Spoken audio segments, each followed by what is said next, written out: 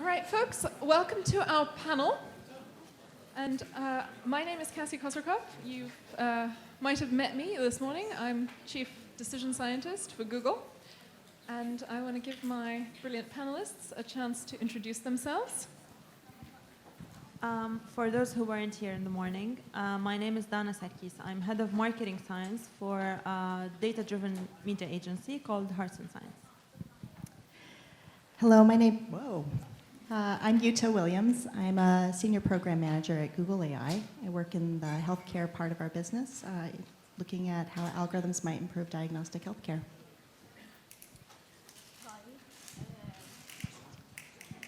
Hello, my name is Tamara Lip Sewell. I'm from Amman, Jordan. I'm working at Zain as business intelligence.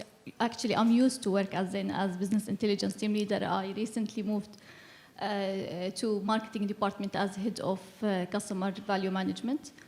I've been there for 8 years, and here I am. Yeah. My name is Becky Tucker, and I am a data scientist at Netflix.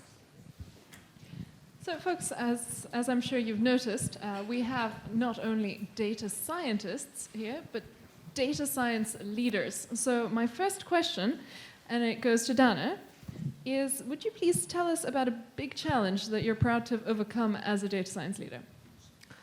As a data science leader, I think the biggest challenge for me was to kind of distill that type of kind of thinking to the non-data scientists at the organization.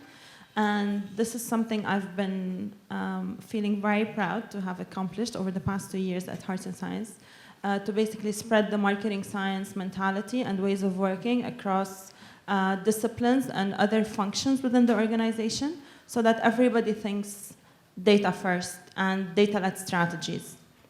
So you're talking about integration, which is good because we have an integration panel. So I want to dive into what I think we'll have fun with, and that is the teething problems that folks here have seen in data science integration. So have you experienced some teething problems in your organization, or can you think of some horror stories you've seen elsewhere? You don't have to name names that you might like to share. I think in order to integrate data science into business, you have to have the right mix, which is the right data scientist. You have to have the domain experts, and you have to have the right technology in order to do so. Maybe in Middle East, we have the technology, but we lack the talented data scientists within the region, which is a really challenge for us. And the acceptance for top management and commercial and business users to use data science and to deal with the uncertainty that comes with it. Yeah. Anyone else want to weigh in? I think I work in the most dysfunctional industry, which is healthcare. So I spent about 14 years working in healthcare industry, mostly with integrated health delivery in the United States, which is probably the most dysfunctional healthcare in the world. So I was sitting in a board meeting one day, and I had the board chair declare very vehemently that interoperability is a failure of integration. And if you think about those two words and what they mean, they are quite different.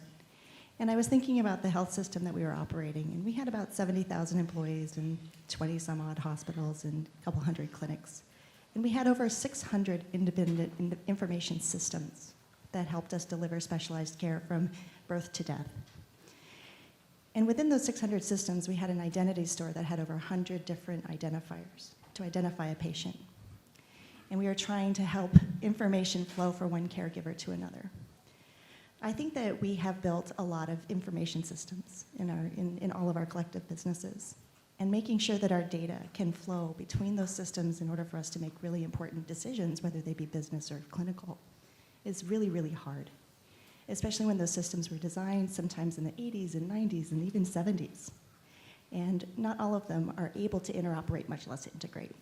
So making sure that data flows and identity especially is maintained is really important. And in healthcare, It was so important that people would sometimes die if we didn't get it right. So I think that maintaining that identity across disparate systems so that you can analyze the data in aggregate and make sure that handoffs occur was probably the hardest thing I ever did. And Becky, maybe you can tell us, what does the dream integration look like to you?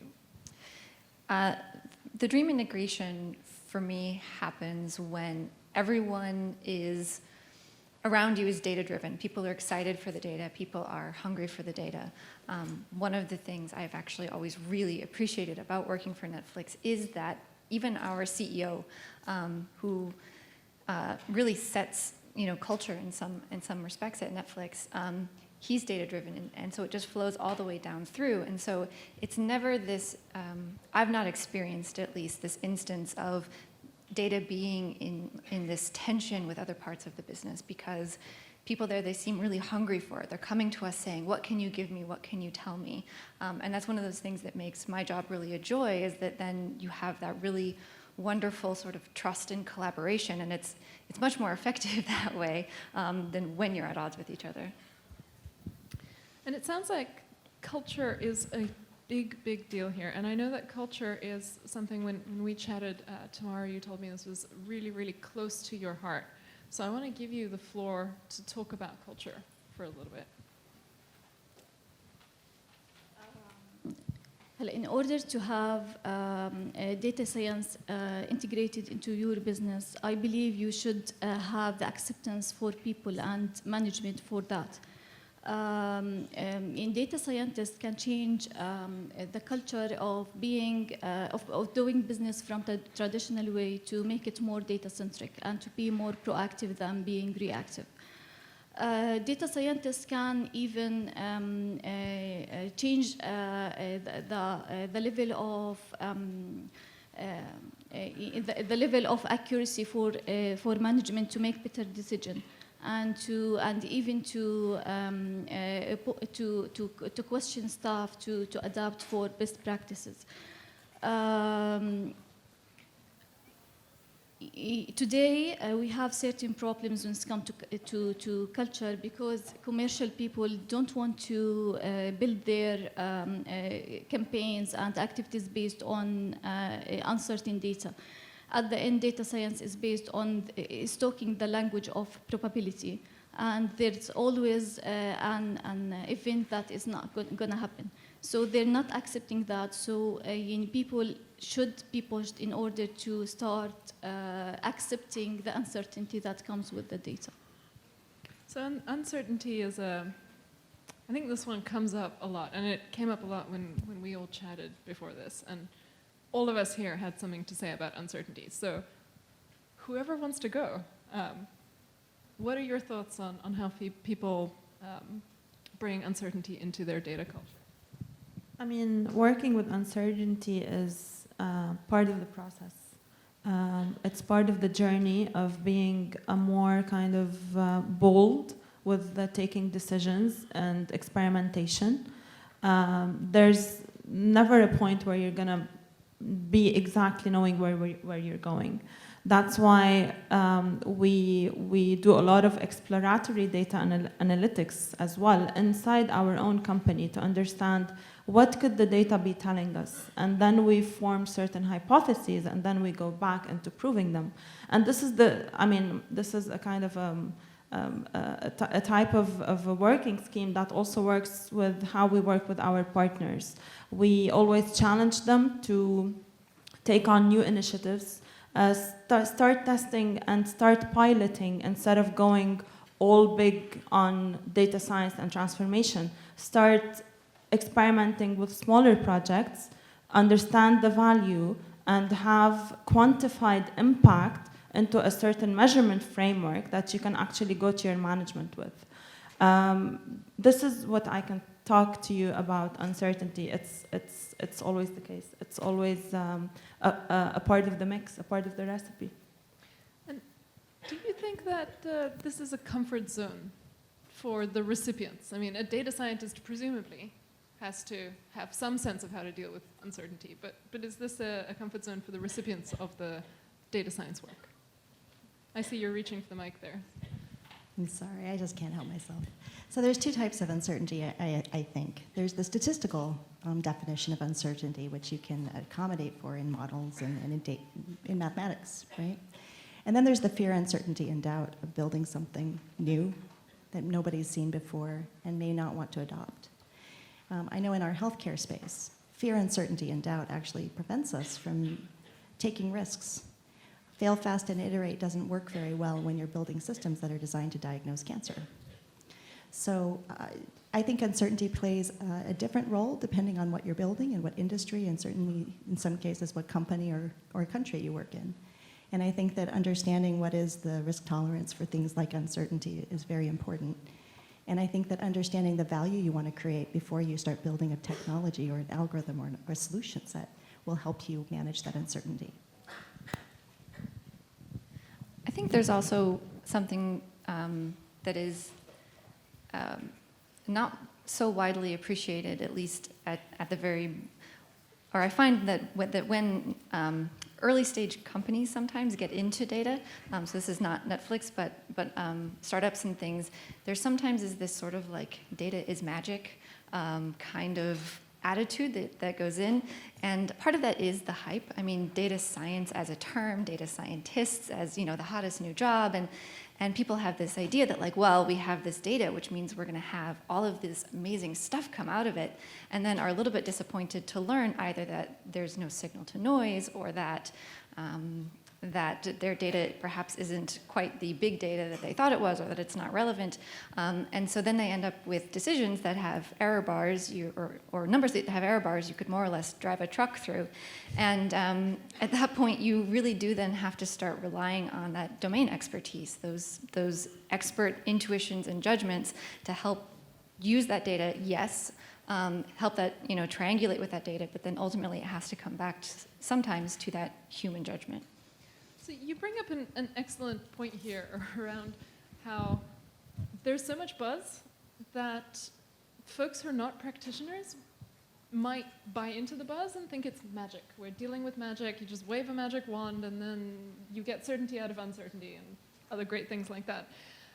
And so then I think it looks like a powder keg, an opportunity for upper management to hire a bunch of people. Then they don't know what they hired them for. And then there's some disappointment that comes up. So I think a lot of this integration has to do with expectation setting and dealing with upper management's expectations. Any thoughts on that, folks? If you let me to talk about that. Today, data science adoption, from my point of view, it should has planning for organizational change management, and I believe it should be from top to down.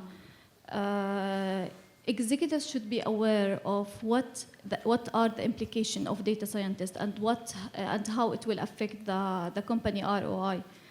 And I think their expectations should be set right, because if you don't do so and end up with having good results without having their expectation met, maybe they can kill the whole initiatives or the whole in data science initiative. Yeah. I think one of the key challenges with the big organizations is that they start hiring people without setting the strategy. So if you don't know where you're going, you're gonna just hire people because they have sexy titles, and you end up letting them go in 6 months, which is completely inefficient and doesn't really serve the purpose. So before you start hiring, think of where you want to go. Do a proper audit on what kind of skill sets do you have, what are the need gaps, and then start with your hiring process. And Becky, I'm sure that you've seen some smartly set expectations and then some less smartly set expectations. What advice might you give to folks in upper management who are caught on the buzz, but they are just starting out? How do they set expectations wisely? I don't remember who said this already in a talk today. Perhaps it was Laura. Someone said to not hire data scientists before you've hired your data engineers, which is, I think, a very good example of a properly set expectation, or you will end up with data scientists who become de facto data engineers in order to do their jobs, which is perhaps not what was intended in the first place. And then I think it's wise to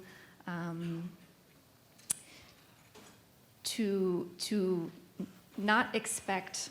So notice that we always say data-driven decisions, right? You should definitely be taking in this data and you should be understanding it and it should be driving your decision, but this is not a automatic decision, and it never should be. Data science is there in support of human beings who are making decisions, not to replace them. I have to jump in here because I've had to coin language around this at Google. So now we have a term, we have data-driven. That's where the decisions are driven by data, rather few of them. And now we also have data-inspired, which is there were data near that decision somewhere, but may or may not have directly driven the decision. So that really helps disambiguate there as well. So I also want to ask, this trust thing, we're talking about trust, and we're talking about trust of upper management. Winning trust, setting expectations. What about the expectations and trust of other folks? What about, for example, users and customers who might also be dealing with uncertainty things? Jutta, I'll give that one to you. So surprisingly, the Google brand doesn't always help me in healthcare. Trust is a very difficult thing to earn, but it's very easy to lose. And so it's very, very important that we're transparent and careful in how we identify information to be leveraged, make sure that people are informed, that we're honoring people's rights, that we're doing something of value, that we're not going to do something harmful. Trust and earning trust is a very delicate and difficult operation. I was a privacy officer for about 6 years in a large health system, and I talked to over 5,000 patients about their data concerns. It's a lot. We had 70,000 employees, so don't think it was that many. It was just stuff happens. And what I learned is that privacy and trust about their data meant something completely different to almost every one of those 5,000 people. And so anticipating what's common and making sure that you're addressing as much as you can in your policies, in your procedures, making sure you've got an informed workforce that are educated and understand the rationale. At Google, people are always asking me why. They just don't trust me. Go figure. They want to understand why. They want to, not because they're being defiant, but because they genuinely need to understand and have an emotional connection to the rationale for why they're being limited or why there are boundaries. I don't say barriers. Sometimes boundaries are appropriate. And barriers are to be overcome. Boundaries are to be respected. So I think that understanding and building trust is something that you have to build by design into all of your projects. And sometimes laws and regulations help with that. My specialty is engineering work around laws and regulations. Sometimes they don't really help very much. Sometimes they're written, and the laws in the United States were written in 2003 before big data existed, before smartphones existed. So some of those laws really hurt data scientists, but we're trying to change those and still respect the user and respect the opportunity that we're given. So Dana, you've said something about this that I'm really interested in. I'd like to hear more from you about. But see, when we talk about this user and customer trust, we're talking about the folks who are the direct users or recipients of these technologies. But actually, there are other people, and these people may be affected in some way, and they're not part of the contract, but they are affected. Technology affects everybody in the end. And so, Dana, I'd love to give you the floor to talk about technology and society. I mean, if I think about it from the marketing perspective, today, this is an example I gave earlier during my presentation. If I'm trying to find audiences that look like my own audiences, I'm kind of implicating those audiences without their consent, in a way, to start targeting them with products that might be relevant or might not be relevant. So, I mean, giving recently with all the new policies related to kind of consent before sharing your data and basically giving consent for your data to be traceable and trackable, I think is very important. because I know a lot of people that don't want to be on social platforms or don't even want to have a digital ID per se, so that they don't get tracked, because tracking is becoming inevitable, and it's becoming like a kind of a syndrome of society where you can't, it's inescapable. So I think this is a very important territory, and it's going to become even more important in the future. Anyone else want to weigh in on that? I think maybe in Western communities, maybe because data science is there from long time, maybe having trust is much easier than the situation that we're having here today in the Middle East. Data science can give you insights of what you have to do. It can gives you it can personalize the offer that you have for your customers, and to connect them with the things that might interest them. But there's always any uncertainty in the data, and having trust for what you are proposing is not easy to accept people to accept that. Most companies in the region, they're doing business traditional way, and they are not that data centric. Maybe it's like Dana presented in the morning. She said that only 1% of the companies that reach stage stage 4, and only small companies that start adopting the data science technologies.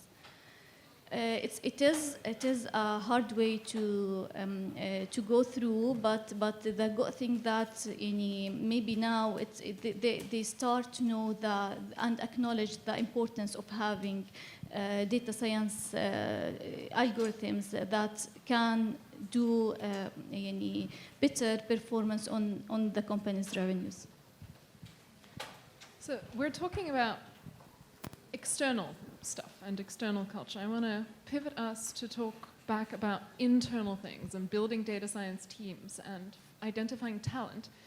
And so in that spirit, Becky, this one's for you. People matter a lot here. In your experience at Netflix, what are some strategies that you've come upon for building healthy data science teams, identifying and retaining data science talent? Because what I've heard a lot of folks say, some of the panelists here as well, you have this phenomenon of you hire somebody and they look around and it's awful and then they flee. So how do you find the good people and then prevent them from running? So one of the things that I have really long enjoyed about working for Netflix is, and this all goes back to talent and to people, is that I have truly, truly phenomenal coworkers. We come from all kinds of backgrounds. So in my time at Netflix, I have worked with, I was in physics, an astrophysicist, a materials scientist, an economist, a neuroscientist. Like, we're just coming from everywhere. And so you just get this incredible sort of diversity of background, and everyone is bringing something new to the table. And going to work every day with people who are going to teach me something new, who I'm going to learn from, who are going to learn from me, people who are excited about the problems we're working on. I think that, for me, more than anything else that you might say, sort of keeps me at Netflix. The other thing that I think helps keep data scientists, and again, it's a really singular view I have, because Netflix is really the only place I've ever worked as a data scientist, is that we get to solve really interesting problems. And so I think that combination of really interesting intellectual work, but it's still really business-focused, impact-focused, combined with really top-notch coworkers, is how you keep people. I saw that you reached for the mic there, Dana, so I'll just give you the floor. Yeah, because this is a subject that is a bit close to my heart, because even though I've been in the media industry for 12 years, however, I've jumped into every single kind of discipline you can think of. My boss always makes fun of me and tells me that there's only finance that I haven't touched with. So I've been through media planning, media buying, media strategy, data and analytics, So everything you can think of. And that gave me a kind of a wide view. And that gave me a better and an intrinsic understanding of the business and what kind of value will fly most within my business. Because this was crucial in my kind of career progression and I see the value of it today, I try to get my team to be molded in that way as well. So my team, I have data scientists who have never worked in marketing environment, and I have others who basically came also from engineering backgrounds. So what I try to do is try to kind of implement an inclusion type of strategy. I try to get them to do shadow programs with other disciplines within the company so that they understand if they come across an interesting set of data, what kind of value they can extract from that data and how is it important for other disciplines. This is really important. I think Becky touched on this in the morning as well by saying that you don't or you can't properly add value unless you understand the business. So, yeah. Yes. So, yeah, go ahead. Your comments were spot on, and they reminded me of a funny story since everybody needs a laugh. At one point, I worked for a clinical psychologist as a boss, and I don't recommend that to anyone. I remember I brought a consent to treat form to one of my meetings once because I was just tired. The physician laughed.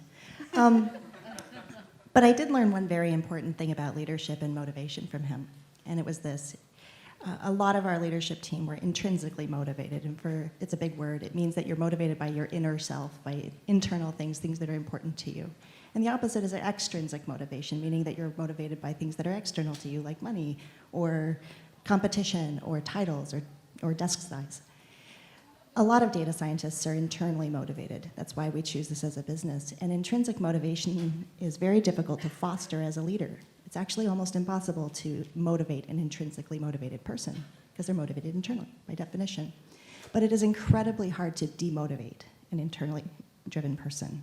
So you can take away the things that are most important to them, like the opportunity to make really large institutional change, or to address really big problems, or to limit their creativity on how they solve problems. So while leaders can't necessarily motivate an intrinsically motivated person, you can certainly demotivate them by taking away those things that are important to them. And that, for data scientists, is often access to data, telling them that that problem is already solved, or that it's already been solved better than they could. Those sorts of things, I think, are ways that you can absolutely inspire great teams. Any other thoughts on motivating your people? Anyone has any secrets for us? I think I can add to that as well. Most of the work that data scientists on my team do get basically, like, make it to the final presentations in every single meeting or every single pitch meeting. So one of the things that really motivates my team is showing them the value behind the data crunching. What kind of value was their work impacting in terms of changing or setting a certain company's media strategy and how they go about it. So showing them the actual application, I think, helps a lot. Also, because we have a very rigorous measurement framework, so everything we suggest to our clients to implement, we measure that, and then we assess if it's working or not working. And if it's working, it's translated into business growth. And this has been the biggest motivator for my team, because they know that from the analysis they're doing, they're actually helping shape businesses into bigger growth. Yeah, go ahead. Sorry, the sort of flip side of that, sorry, I think I'm pushing the wrong button. I agree that as a data scientist, there's sort of, like, your best day is the day that someone comes back to you and says, like, I used this thing you did, or, you know, everyone's using this tool or this dashboard or whatever. Like, those are some of my very best days. But then conversely, I think something that I find, I don't know if motivating is the right word, but certainly supportive, is that there's a lot of tolerance for things not working. I'm allowed to take risks. I'm allowed to try things that might not necessarily work, and I do. And it's sometimes you fail forward and you learn something from that. But either way, I don't get that sense that this has to work, or someone is going to judge me for it. So I think also having that really supportive environment, letting people take risks, letting people fail sometimes, is also part of keeping a really motivated team. So something that I also want to point out that I've been really happy to hear is that there's this myth, right, that a data scientist has to have a double PhD in artificial intelligence and computer science, and also one in statistics helps, triple PhD, and they all have to be the same, and that's your team. And yet I hear both Dana and Becky describe teams that have a lot of skills diversity on them. So I want to hear the panelists' thoughts on this myth of what is a real data scientist versus what is an actual data scientist, and why that might matter. I mean, I've been trying to find, I'm recruiting, by the way, if anyone is interested. So when HR asked me for the profile of the person I was looking for, I mean, obviously the technical skills are important. However, there's something that is even more important for me, which is curiosity. And somebody who's willing to always learn and to challenge themselves is a key component of a data scientist for me, because technical skills stop somewhere. However, the intrinsic motivation to always better yourself, because you know that your skill sets today might not be relevant tomorrow, is what makes a great data scientist, in my opinion. And I think maybe in the region we have very rare talents when it comes to data science. So, and to have someone with all these ingredients, it's impossible to have in this area. But I believe data science, it shouldn't be an individual effort, and it should be a cross-functional team. Maybe you can have domain experts, you can have people who know how to deal with data, analysts, and you can have also people who have a statistical background, all within one team, and they can do it as a team effort. It shouldn't be an individual effort. And what about diversity in the more traditional sense? How does that fit into the data science equation? See, I was going to throw that in the punch bowl, too. I think women make great data scientists. What? No, Ruben? Come on. When you think of hunter-gatherers, we were supposed to be the gatherers, right? We're supposed to cultivate, grow, and build, and analyze, and pick, and decide what's edible. I actually think that women are amazing at these detail-oriented, fostering, growing, and analyzing data tasks. So I think women are amazing, and I think that there should be more of us in data science. I am incredibly humbled by the fact that you have a 50-50 split in your program at this school. I mean, that's worth a cheer for yourselves. That's amazing. When I applied for grad school, I was asked to write 200 words on women in technology, and in return, they'd give me a 50% scholarship to Carnegie Mellon. I thought, well, 200 words, I can do that. I only wrote about 50, and what I actually wrote was this, that in 11 years of working as an engineer, I had never worked with a woman as a peer. That was terrible. I was sad to write that. Now I'm a lot older than some of these people. And I'd grown up working for the military as an engineer. So it was a little bit of a non-diverse set. But we've come so far, and I think that all we can do is enrich this incredible business, because I do think that we bring different skills and different thoughts and different methods for looking at problems, and I think that's amazing. And I think gender diversity, not only in data science, but also in general. In the region, there is an emerging topic relates to that subject, and there is women empowerment initiative within the region.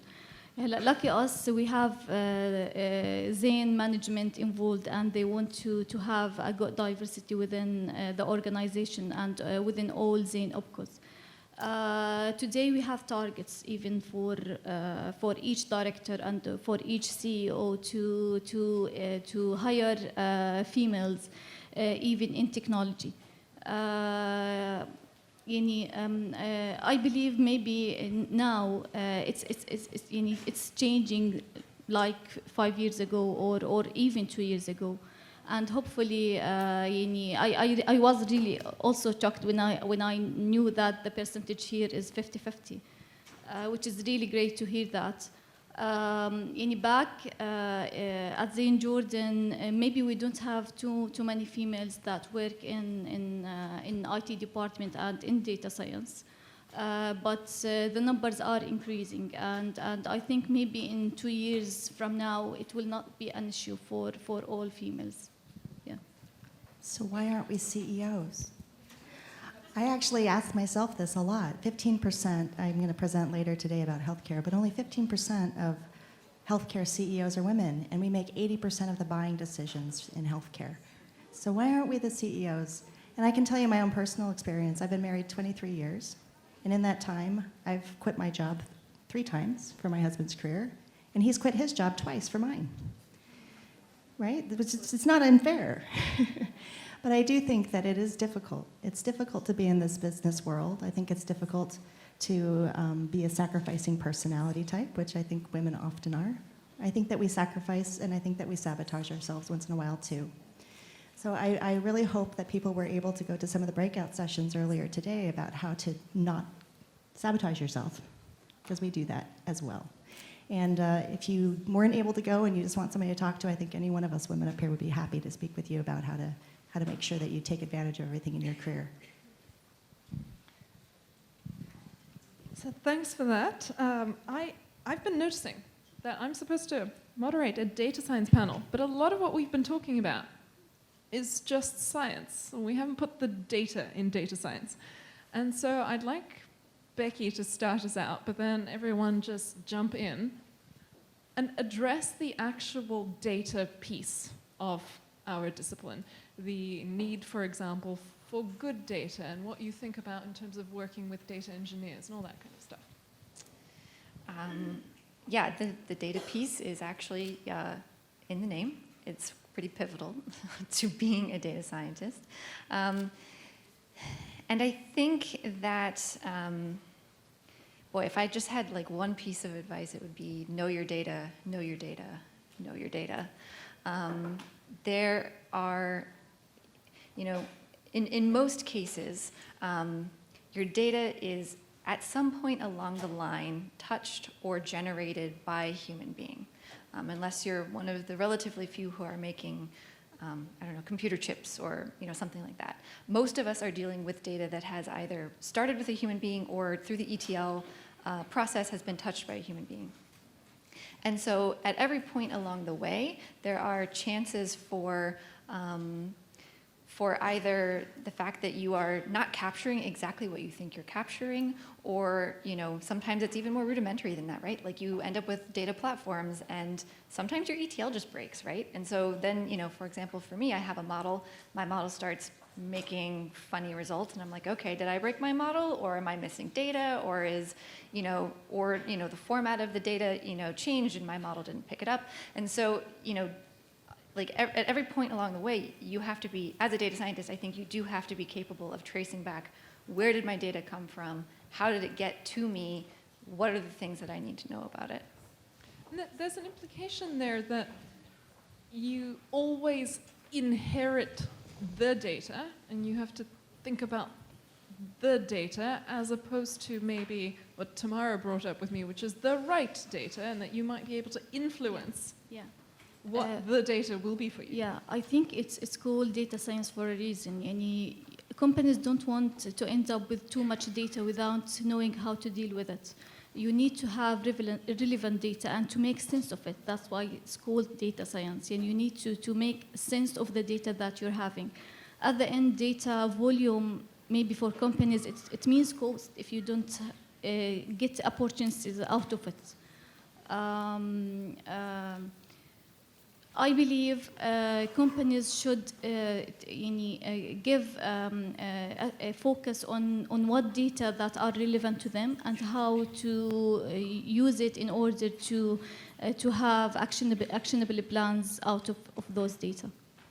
And Jutta, you know a lot about this from healthcare, I'm sure, but sometimes you have to make the data. I Can was you tell us going about to. that? Oh, thank you. And we didn't even practice that, just in case you're wondering. Yes, sometimes you have to make it. Sometimes when you're studying a new problem that's never been analyzed before, the data just doesn't exist. I can give you examples from health. We didn't have enough pictures of the back of an eyeball in order for us to be able to diagnose diabetic retinopathy. So we had to go and we had to build screening centers to help people get screened so we could get enough fundus images so that we could actually train a model on these topics. If we need to have conversations between a doctor and the patient, who's recording patient-doctor conversations? How are we supposed to scribe a note and be able to convert that into a clinical note if you don't have conversational data? But there's no recording device that's ever protected or GDPR protected. And so we had to build the recorder device to stick in the hospital system that had to authenticate to an EMR. So there's a lot of different ways that you might have to really go back to square one, a root, and actually create technology and not just source data.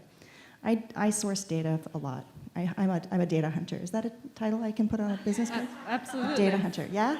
Data hunter? I got approval.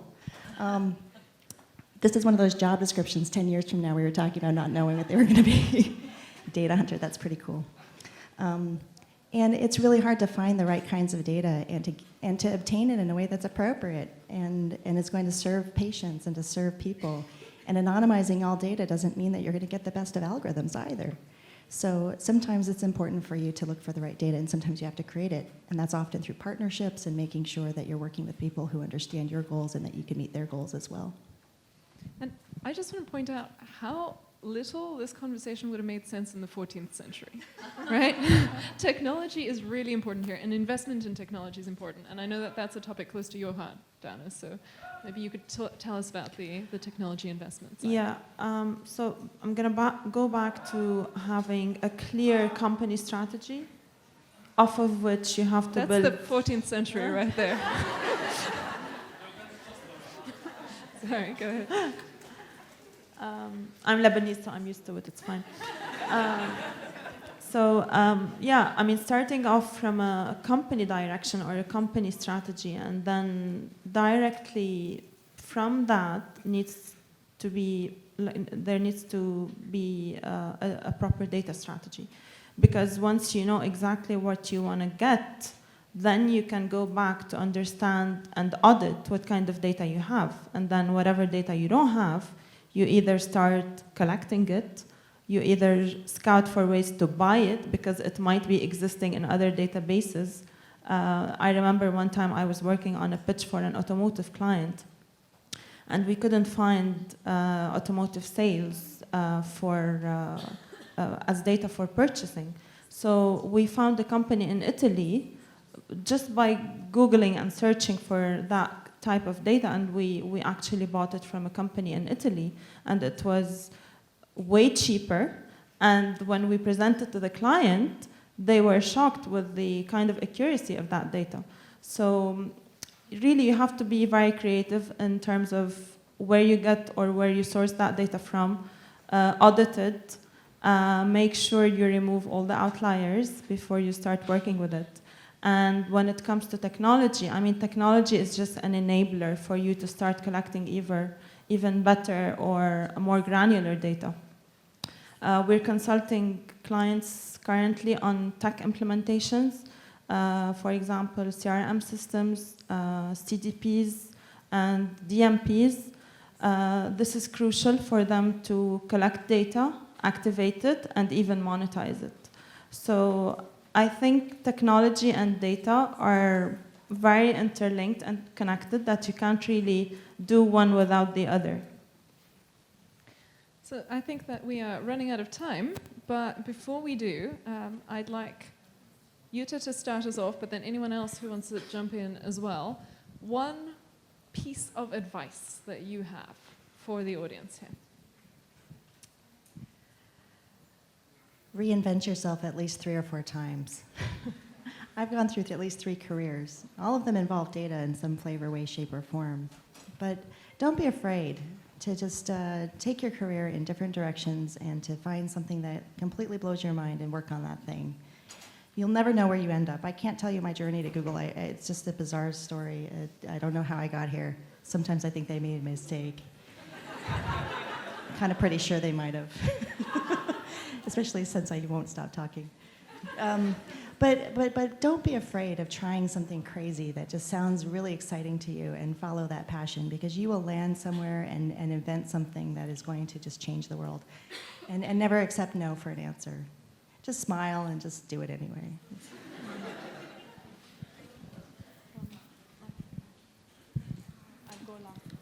The one advice that I want to give to you is, when you hear about data science, on its face it seems complicated, too many things that you need to learn. But if you start to break it down into small pieces, you will see the picture more clearly, and you will start to get very good position on that domain.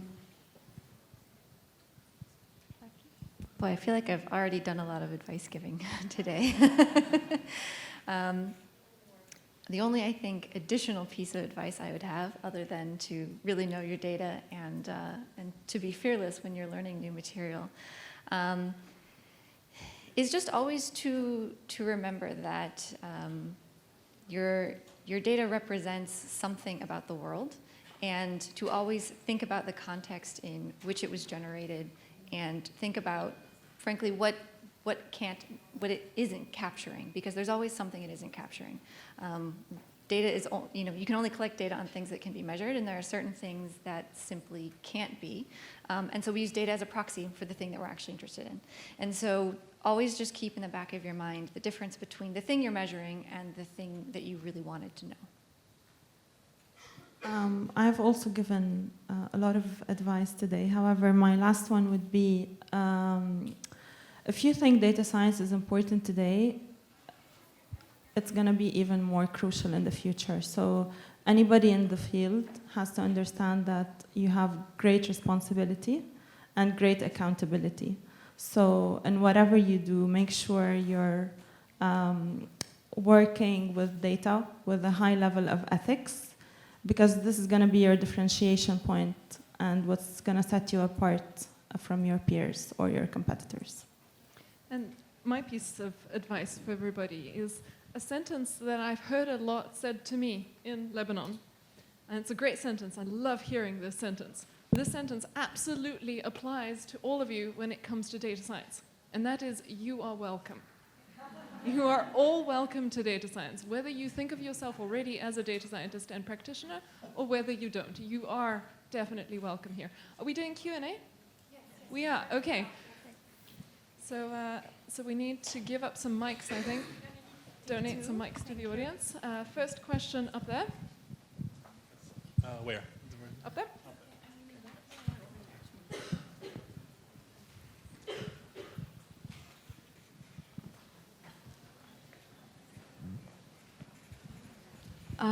First, I just want to thank all of you guys for coming here today and giving us this valuable advice.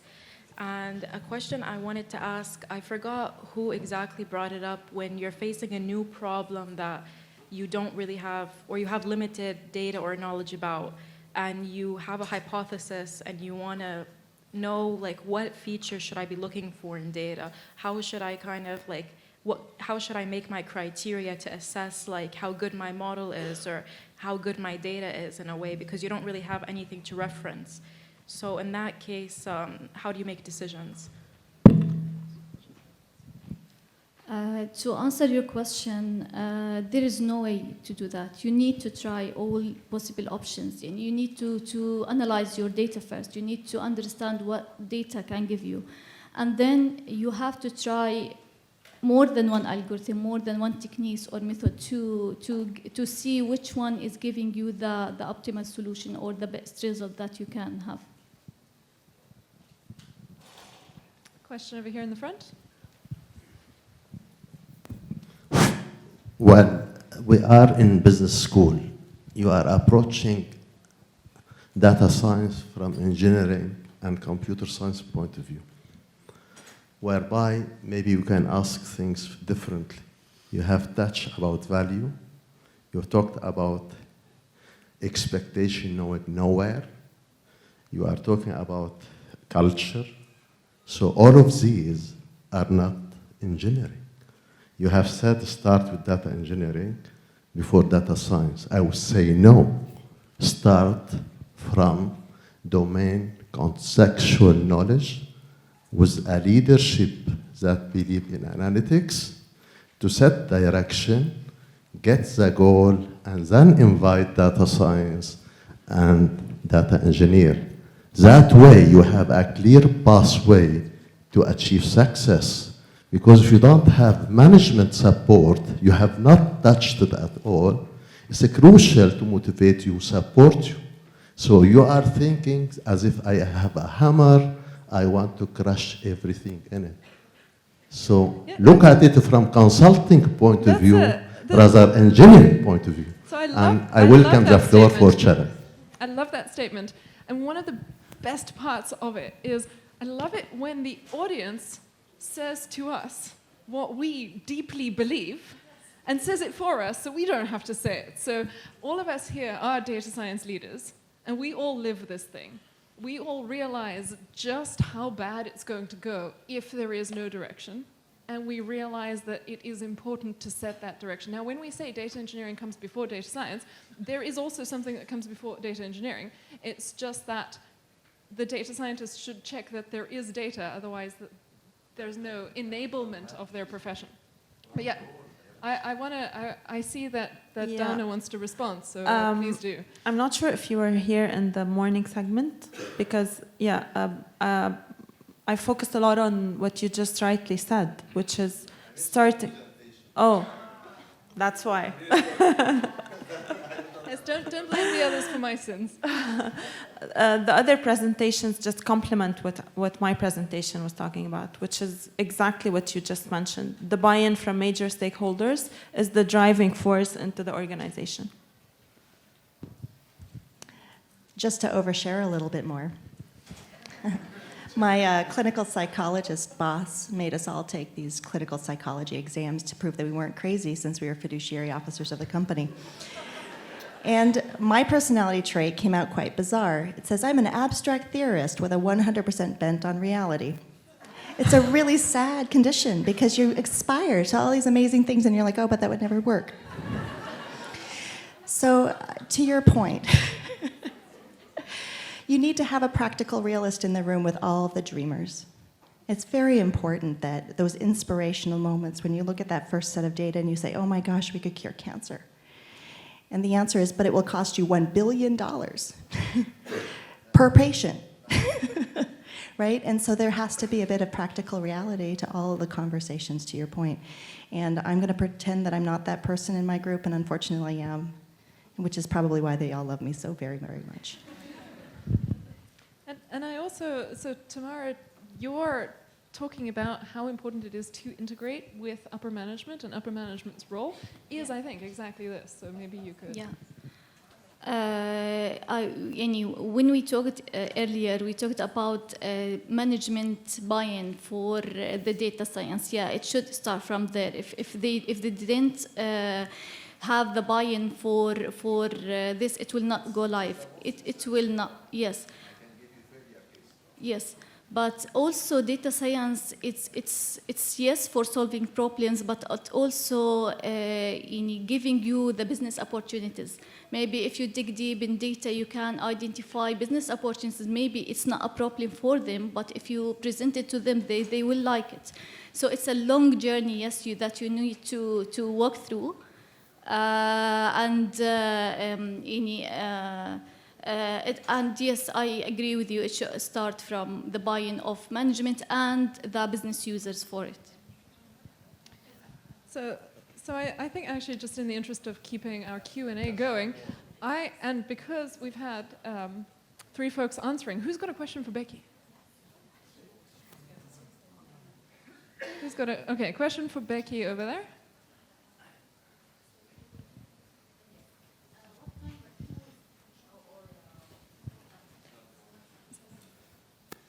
It's fine. I'll just repeat your question for you.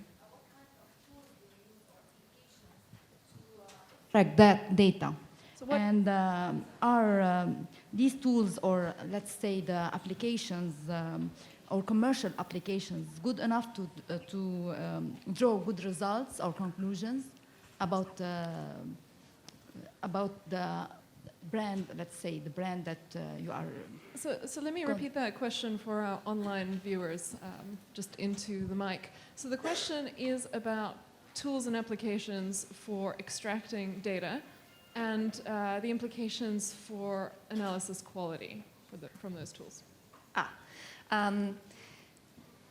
So I have a policy, basically. I'm a little wary of saying this out loud to this many people, but I have a policy basically that if anyone contacts me on LinkedIn and asks, the very typical, I'd like to hear more about getting into data science question, that I will give them a 20-minute phone call. And the question I get most frequently is, what do I need to know? Which usually gets to this tooling question. And the thing that I tell everybody is that the first thing you should learn as a data person is SQL. There is almost no company in which you are not going to encounter some version of SQL, whether it's Hive or Presto or Oracle or something like this. I personally happen to mostly use, obviously, what we have at Netflix. We use a lot of Hive and Presto. And, the tooling itself is pretty standard, I think, across most tech companies. We use a lot of Python. There's a fair number of R users. There's a few folks who are working in C. And this is all fairly standard stuff. Most of it's open source. And I think that the quality of results is really less about the exact tool you used and obviously more about the thinking that went into it. All right, question up there. I know you've had your hand up for a while in the red jacket, so I'll give you a chance.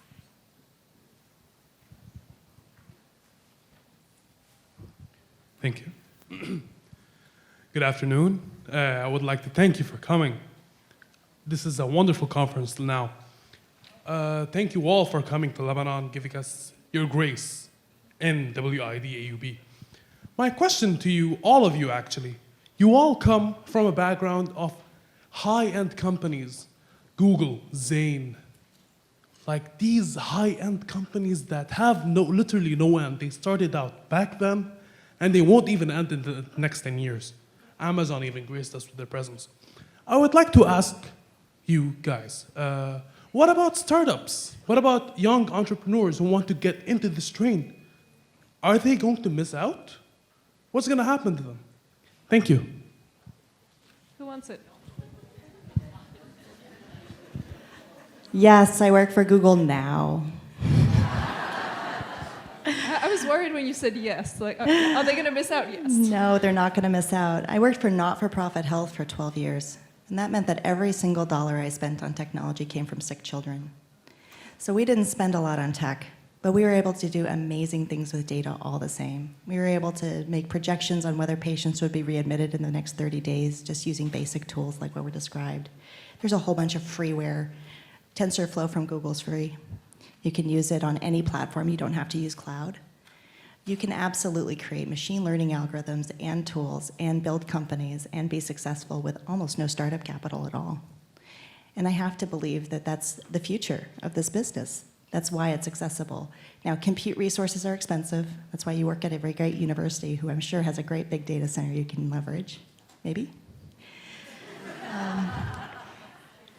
But I think the tools are accessible. I think that there's a lot of free online training, and there's a whole lot of emphasis on moving people from the bottom of the skills ladder to the top of the skills ladder, because as technology evolves and changes, people who have these skills or can work with these technologies will replace people who don't. And so I highly recommend to everyone that you learn about these technologies, whether you plan to be a hairdresser or a firefighter or a data scientist, because AI will become, what was it that Dr. Ning said out of Stanford? He said, AI will be, or machine learning will be like electricity.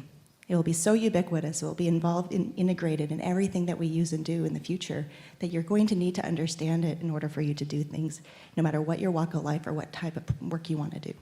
So I think it's accessible. I still think that there's an opportunity to get more compute resources out to the world, but I do think that you will not be left behind. Organizers, how many more questions do we have?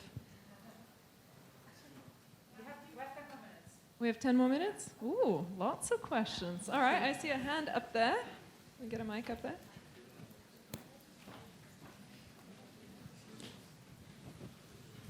Well, thank you again for coming and bringing so much diversity to Lebanon and to AUB. My question is actually very academic, and I can see that most of you come from very diverse backgrounds, so no one maybe was formed as a data scientist per se.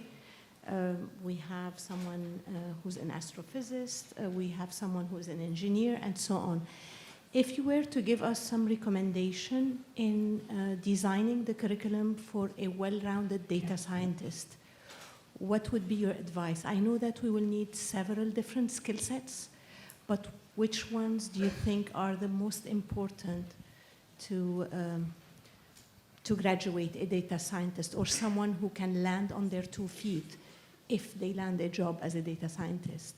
So before Jutta jumps in, because oh, you gave it away. But right. So before you jump in, I just want to point out that all of us here, okay, maybe not all, but many of us who've been in our careers for a while, we were doing the job before it was called data scientist, right? So when you say that we're not from data science, I would answer no one is.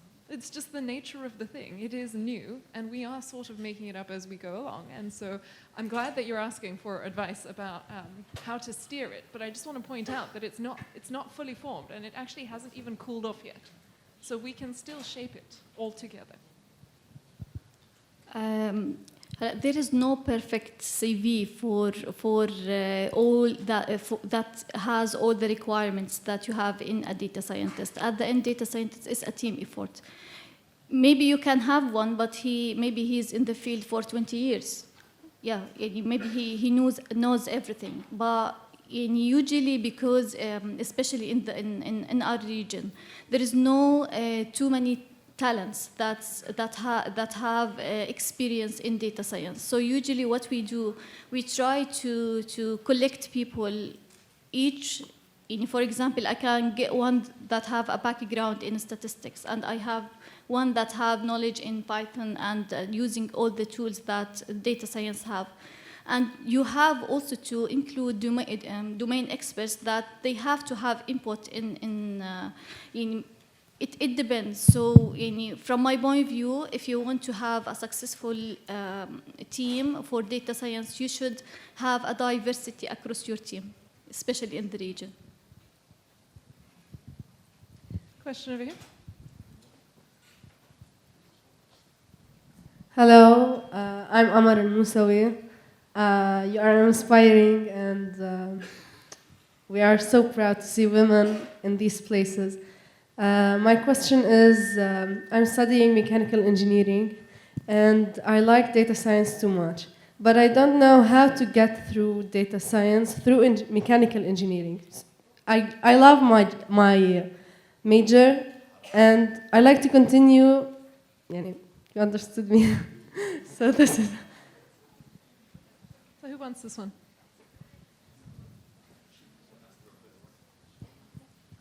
So my background is computer and communications engineering. However, what I use today from whatever I learned is maybe, I would say it's 90%, but it's really related to the logic, not anything else.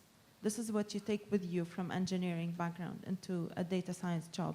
To be able to think in a strategic way, in a sequential way, in a kind of systematic way. This is what's going to give you the differentiation point, because I'm sure you've covered basic coding courses, right? Any other coding language becomes easy to learn. If we're talking about coding tools, you can learn them on the job if you're that passionate. So don't think of the obstacles, because they're non-existent. You project your own reality. You can become whatever you can become if you have enough curiosity and passion.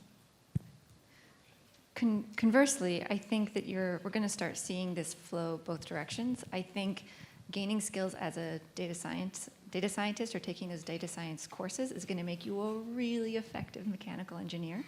And I think that much like, in the 50s, you didn't need to know how to program to be a mathematician or a physicist, and now it's a job requirement, basically.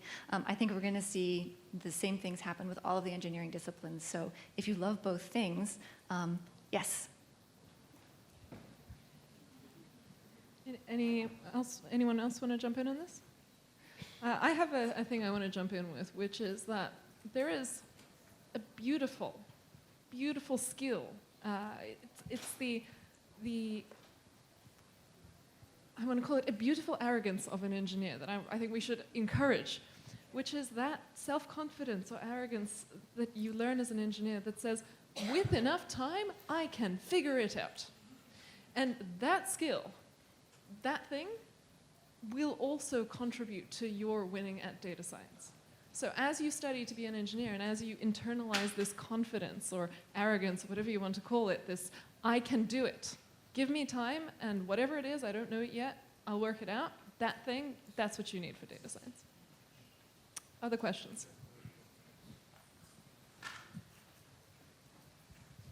My name is Manal Abdesamad. I work for the tax administration. I highly appreciate your background. You are coming from top-tier institutions. However, you didn't mention the role of governments in this field, and how can government be involved in this field, or how can we benefit from this field to make maybe tax collection or tax compliance more effective? Thank you. So we talked about this earlier, and I decided I wanted to answer that question because I used to work for a government, and now I work in international standards and with the aim of building great technical regulation. So governments play an incredibly important role in a number of ways, in my opinion. One is creating a framework in which we are safe and protected in the work that we do with data. And I think we last count we had 238 jurisdictions where we work, and that's a lot of law to juggle and to figure out how to meet. Laws are incredibly important in making sure citizens are safe, and they are very disparate around the world. International standards are a place where governments get to participate as well. I work in an ISO committee that's dedicated to the advancement of standards in artificial intelligence. In fact, I lead the US delegation for that work. And each country is represented on international standards boards, where you get a vote per country on which kind of standards are going to become the new international best practice. I don't think that Lebanon is represented at ISO right now on SC 42. I think that every country should send representatives. I think every country's perspective should be represented as a vote, worthy of the same consideration as any other. And I think that governments should learn from those technical standards committees where technicians sit down, write definitions, write plausible control structures around how these technologies can be used safely. And I think that we should all try to apply those technical standards in ways that make transfer learning safe and make the use of AI ubiquitous around the world. So I think that governments play a huge role in that way. The second way I think governments play a huge role is in creating an environment of innovation by allowing for the creation of large public data sets. Governments have some of the largest quantities of data. I know in the United States we've been able to work with our health system. The largest one in the US is called Medicare. It supports kind of our nationalized healthcare services for older folks. To release data sets to help us train models, de-identified and even some identifiable information under very restrictive control, so that small companies and startups, that was for you, and large companies together can work on innovation on data sets that are usually only accessible by government agencies. Is that helpful? We can talk offline too. We have time for one more, and there was, you had your hand up for a while. Okay, first I want to thank you for the motivation that you have. I want to ask you a question. You're working in big companies like Netflix, Google. So I want to know how you deal with the fact that there are like thousands of employees, and there may not be a chance to like shine from these employees. Please, can you tell us the difference between working in a startup? you have the more probability of shining. So. But it's about how do you shine in a big company? Sorry, I initially declined the question because I've never worked for a startup. So, well, I don't know how to answer that. It's not something, I have to be honest, I don't know that it's something I think about a whole lot.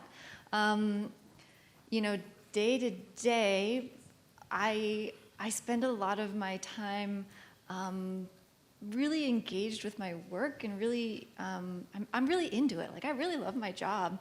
And I think, and I'm really fortunate in that. And so maybe that's what it is. I mean, I think even in a big company, if you come in with a lot of enthusiasm and a lot of passion, and I really think those things cannot be faked, I think that's where you end up shining. And I want to add to that something, which is this has to do with team size. When you are a team of one, you are the only one shining, so you shine, I suppose. But similarly, you only do what one person can do. If you want to be part of something bigger, and if you want to build together with a lot of people, you can do great things, but as part of a team, so the team shines. But the individual might not shine quite so much. But it is an honor and a privilege to be part of a big, shiny effort together. Yeah, I shouldn't add anything because that's the perfect note to end on. I would just suggest that all large companies are made of smaller divisions, which are smaller teams that work on specific projects, that have project teams that focus on specific elements of those projects. And it is absolutely possible to shine within your peer group, no matter how large or small your company is. I work with an exceptional group of people, of 700 or so people working on healthcare-related applications of AI. Every one of them shines. They wouldn't be there elsewise. They wouldn't be dedicating their life to this work. You don't need to shine brighter than the person next to you. And you just need to follow your heart and do really important work that's going to make you feel great, because that inner light is going to just exude and create something amazing in your work product. So just be passionate about it, be dedicated to it, and work hard, and you'll shine, and you'll be rewarded for that, no matter how large the company, because there are reward systems even in very large companies to acknowledge really great performers.